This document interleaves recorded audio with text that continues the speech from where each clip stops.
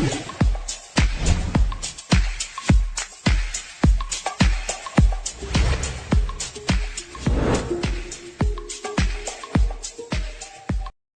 നമസ്കാരം, എല്ലാവർക്കും അമ്മാളൂസ് കിച്ചണിലേക്ക് സ്വാഗതം. എൻ്റെ കഴിഞ്ഞ വീഡിയോയിൽ വോയിസിൻ്റെ പ്രോബ്ലം എല്ലാവരും പറഞ്ഞിട്ടുണ്ടായിരുന്നു, സോറി കേട്ടോ. ഞാനിപ്പോൾ ഒരു ചക്കയുടെ ഡിഷായിട്ടാണ് വന്നിട്ടുള്ളത്. അപ്പോൾ ചക്കയുടെ സീസണാണല്ലോ, അപ്പോൾ എല്ലാവർക്കും അവൈലബിൾ ആയിരിക്കും. അപ്പോൾ എളുപ്പത്തിൽ ഉണ്ടാക്കാൻ പറ്റുന്ന ഒരു ഈവനിങ് സ്നാക്സ് എന്ന് പറയാം, അതാണ് ഉണ്ടാക്കണത്. അപ്പോൾ അതിലേക്ക് എന്തൊക്കെ സാധനങ്ങളാണ് വേണ്ടതെന്ന് നോക്കാം. അതിന് മുൻപ് നിങ്ങൾക്ക് വീഡിയോസ് ഇഷ്ടമാവുകയാണെങ്കിൽ നിങ്ങൾ ഷെയർ ചെയ്യണം, സബ്സ്ക്രൈബ് ചെയ്യണം. അപ്പോൾ നമുക്ക് തുടങ്ങിയാലോ. ഇതിലേക്ക് വേണ്ടത് പഴുത്ത ചക്കയാണ്. പഴുത്ത ചക്ക ഞാനിപ്പോൾ ഇവിടെ ഒരു ബൗൾ ചക്ക എടുത്തിട്ടുണ്ട്. പിന്നെ വേണ്ടത് അരിപ്പൊടി വേണം, പിന്നെ ശർക്കര 2 അച്ച് എടുത്തിട്ടുണ്ട്, പിന്നെ ചിരവിയ തേങ്ങ, പിന്നെ വേണ്ടത് വെളിച്ചെണ്ണയാണ്. ഞാനൊരു നാച്ചുറൽ ടേസ്റ്റ് കിട്ടാൻ വേണ്ടിയിട്ടാണ് വെളിച്ചെണ്ണ യൂസ് ചെയ്തിട്ടുള്ളത്. നിങ്ങൾക്ക് വേണമെങ്കിൽ നെയ്യ് ഉപയോഗിക്കാം കേട്ടോ. പിന്നെ അതുപോലെ ഇതിൽ ഓപ്ഷണലാണ് നമ്മുടെ ഏലക്കായും അതുപോലെ എള്ളും. ചക്ക ഞാൻ കുക്കറിലേക്ക് ഇട്ട് കൊടുത്തിട്ടുണ്ട്. കുറച്ച് വെള്ളം ഒഴിച്ചിട്ട് ഒരു 2 വിസിലടിക്കാം. ഞാനിപ്പോൾ ഒരച്ച് ശർക്കര ഉരുക്കാനായിട്ട് വെച്ചിട്ടുണ്ട്. ഒരച്ചാണ് ഇപ്പോൾ അതിന് എടുത്തിട്ടുള്ളത്. മറ്റേത് നമുക്കതിൻ്റെ ഉള്ളിൽ ഫില്ല് ചെയ്യാൻ വേണ്ടിയിട്ടാണ് ഒരച്ചെടുത്തിട്ട് നന്നായിട്ടൊന്ന് ഉരുക്കിയെടുക്കുക, കുറച്ച് വെള്ളം ഒഴിച്ചിട്ട്.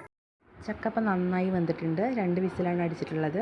ഇതിലേക്ക് നമുക്ക് കുറേശ്ശെ അരിപ്പൊടി ഇട്ട് കൊടുത്തിട്ട് അതുപോലെ നമ്മൾ ഉരുക്കി വെച്ച ശർക്കരയും കൂടെ മിക്സ് ചെയ്തിട്ടൊന്ന് കുഴച്ചെടുക്കാം.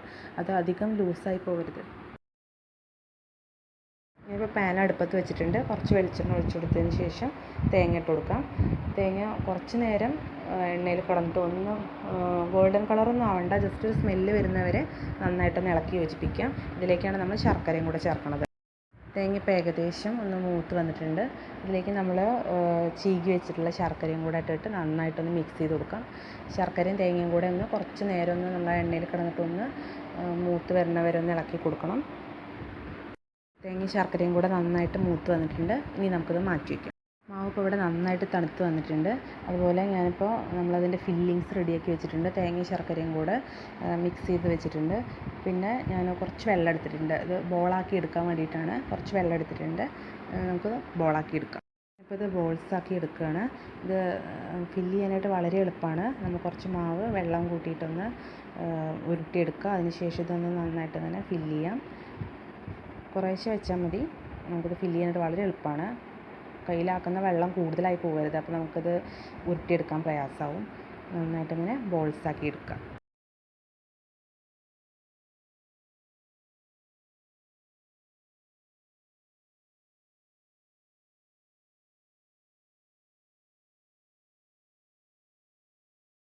ഒരു പാത്രം എടുത്തിട്ടുണ്ട്. ഇതിലാണ് ഞാനിത് ആവി കയറ്റണത്. ഞാനിപ്പോൾ അതിലൊരു റിങ് ഇട്ടിട്ടുണ്ട്. നിങ്ങൾക്ക് ഇഡ്ഡലി ചെമ്പിലും വെക്കാം കേട്ടോ. ഞാനിപ്പോൾ തൽക്കാലം ഒരു പാത്രം എടുത്തു എന്നേ ഉള്ളൂ. ഒട്ടും ആവി പുറത്ത് പോവാതെ ചെറിയൊരു പാത്രത്തിൽ തട്ടിലാക്കിയിട്ട് അതിലേക്ക് ഇറക്കി വയ്ക്കാം. എന്നിട്ടൊരു 10 മിനിറ്റൊക്കെ എടുക്കും. മാക്സിമം 10 മിനിറ്റ് അത്രയും മതിയായിരിക്കും. മൂടി വെച്ച് വേവിക്കാം.